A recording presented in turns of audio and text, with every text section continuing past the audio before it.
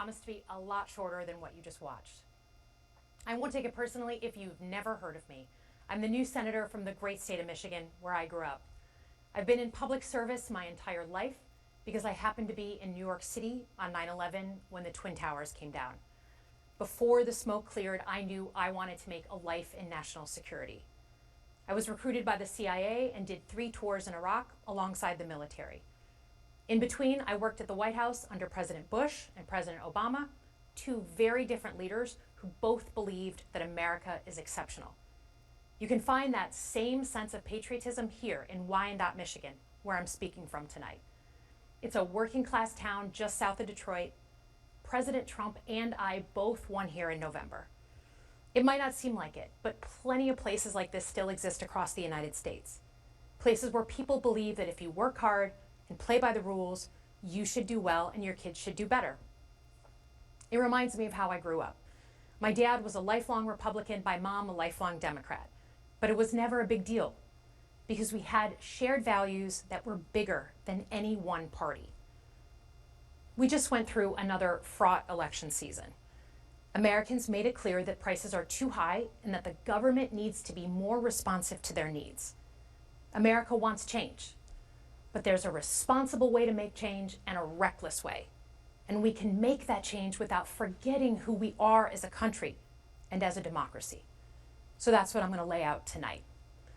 Because whether you're from Wyandotte or Wichita, most Americans share 3 core beliefs: that the middle class is the engine of our country, that strong national security protects us from harm, and that our democracy, no matter how messy, is unparalleled and worth fighting for. Let's start with the economy. Michigan literally invented the middle class, the revolutionary idea that you could work at an auto plant and afford the car you were building. That's the American dream. And in order to expand and protect the middle class, we have to do a few basic things. We need to bring down the price of things we spend the most money on: groceries, housing, healthcare. We need to make more things in America with good-paying union jobs and bring our supply chains back home from places like China. We need to give American businesses the certainty they need to invest and create the jobs of the future. And we need a tax system that's fair for people who don't happen to make $1 billion. Look, the president talked a big game on the economy, but it's always important to read the fine print. So, do his plans actually help Americans get ahead? Not even close. President Trump is trying to deliver an unprecedented giveaway to his billionaire friends. He's on the hunt to find trillions of dollars to pass along to the wealthiest in America. And to do that, he's going to make you pay in every part of your life. Grocery and home prices are going up, not down, and he hasn't laid out a credible plan to deal with either of those. His tariffs on allies like Canada will raise prices on energy, lumber, and cars, and start a trade war that will hurt manufacturing and farmers. Your premiums and prescriptions will cost more because the math on his proposals doesn't work without going after your health care. Meanwhile, for those keeping score, the national debt is going up, not down. And if he's not careful, he could walk us right into a recession. And one more thing. In order to pay for his plan, he could very well come after your retirement, the Social Security, Medicare, and VA benefits you worked your whole life to earn. The president claims he won't, but Elon Musk just called Social Security the biggest Ponzi scheme of all time. While we're on the subject of Elon Musk, is there anyone in America who is comfortable with him and his gang of 20-year-olds using their own computer servers to poke through your tax returns, your health information, and your bank accounts? No oversight, no protections against cyber attack, no guardrails on what they do with your private data. We need a more efficient government. You want to cut waste? I'll help you do it. But change doesn't need to be chaotic or make us less safe. The mindless firing of people who work to protect our nuclear weapons, keep our planes from crashing, and conduct the research that finds the cure for cancer, only to rehire them 2 days later?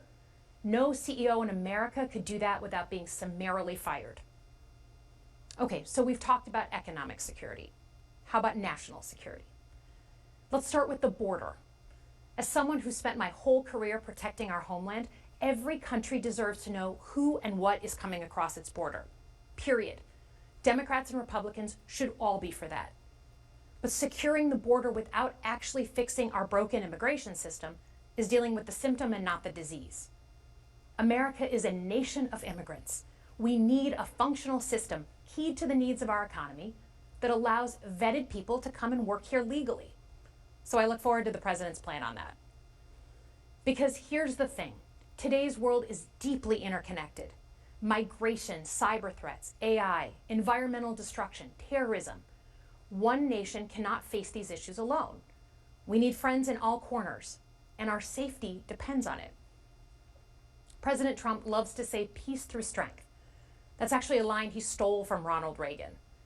But let me tell you, after the spectacle that just took place in the Oval Office last week, Reagan must be rolling in his grave. We all want an end to the war in Ukraine, but Reagan understood that true strength required America to combine our military and economic might with moral clarity. And that scene in the Oval Office wasn't just a bad episode of reality TV. It summed up Trump's whole approach to the world. He believes in cozying up to dictators like Vladimir Putin and kicking our friends like the Canadians in the teeth. He sees American leadership as merely a series of real estate transactions. As a Cold War kid, I'm thankful it was Reagan and not Trump in office in the 1980s. Trump would have lost us the Cold War. Donald Trump's actions suggest that in his heart, he doesn't believe we're an exceptional nation. He clearly doesn't think we should lead the world. Look, America is not perfect, but I stand with the majority of Americans who believe we are still exceptional, unparalleled. And I would rather have American leadership over Chinese or Russian leadership any day of the week. Because for generations, America has offered something better. Our security and our prosperity, yes, but our democracy, our very system of government, has been the aspiration of the world. And right now, it's at risk. It's at risk when the president decides you can pick and choose what rules you want to follow, when he ignores court orders and the Constitution itself, or when elected leaders stand by and just let it happen. But it's also at risk when the president pits Americans against each other, when he demonizes those who are different and tells certain people they shouldn't be included. Because America is not just a patch of land between two oceans. We are more than that. Generations have fought and died to secure the fundamental rights that define us. Those rights and the fight for them make us who we are. We're a nation of strivers, risk takers, innovators, and we are never satisfied. That is America's superpower. And look, I've lived and worked in many countries. I've seen democracies flicker out. I've seen what life is like when a government is rigged. You can't open a business without paying off a corrupt official. You can't criticize the guys in charge without getting a knock at the door in the middle of the night. So as much as we need to make our government more responsive to our lives today, don't for one moment fool yourself that democracy isn't precious and worth saving. But how do we actually do that? I know a lot of you have been asking that question. First, don't tune out. It's easy to be exhausted, but America needs you now more than ever. If previous generations had not fought for this democracy, where would we be today? Second, hold your elected officials, including me, accountable. Watch how they're voting. Go to town halls and demand they take action. That's as American as apple pie. Third, organize. Pick just one issue you're passionate about and engage. And doom scrolling doesn't count. Join a group that cares about your issue and act. And if you can't find one, start one. Some of the most important movements in our history have come from the bottom up. In closing, we all know that our country is going through something right now. We're not sure what the next day is going to hold, let alone the next decade. But this isn't the first time we've experienced significant and tumultuous change as a country. I'm a student of history, and we've gone through periods of political instability before. And ultimately, we've chosen to keep changing this country for the better. But every single time, we've only gotten through those moments because of two things: engaged citizens and principled leaders. Engaged citizens who do a little bit more than they're used to doing to fight for the things that they care about, and principled leaders who are ready to receive the ball and do something about it. So thank you tonight for caring about your country, Just by watching, you qualify as engaged citizens. And I promise that I and my fellow Democrats will do everything in our power to be the principled leaders that you deserve. Good night, everyone.